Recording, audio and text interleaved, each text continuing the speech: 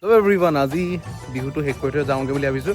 চ' ঘৰতে এযোৰা বিহু আহিব, লগতে খানা এটাও হ'ব। ফালে আয়োজন চলি আছে সি ফালে।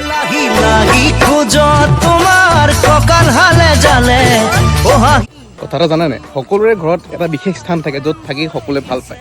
চ' মোৰ বিশেষ স্থানটো হৈছে এই ঠাইখন। এইখিনি থাকি মই খুব ভাল পাওঁ, কাৰণ এই ঠাইখনতে মোৰ আইতা আৰু মই সদায় প্ৰায় গৰম দিনত হওক আৰু ঠাণ্ডা দিনত হওক টাইম স্পেণ্ড কৰিছিলোঁ। পিছফালে বৰ ধুনীয়া পৰিৱেশ এটা আছে আমাৰ। চ' এইখিনিতে বেছিকৈ থকা হৈছিলে। আৰু এই গছজোপা লগত বহুত স্মৃতি আছে। এজোপা তামোল গছ আছে, এজোপা সেইজোপা। ফাৰ্ষ্টজোপা আইতাই ৰোৱা আৰু ছেকেণ্ডজোপা এইজোপা মই ৰোৱা। চ' এতিয়া মনত পৰে দেখিলে যে তেখেত নাই যদিও, কিন্তু তেওঁ থৈ যোৱা বস্তু এটা আছে।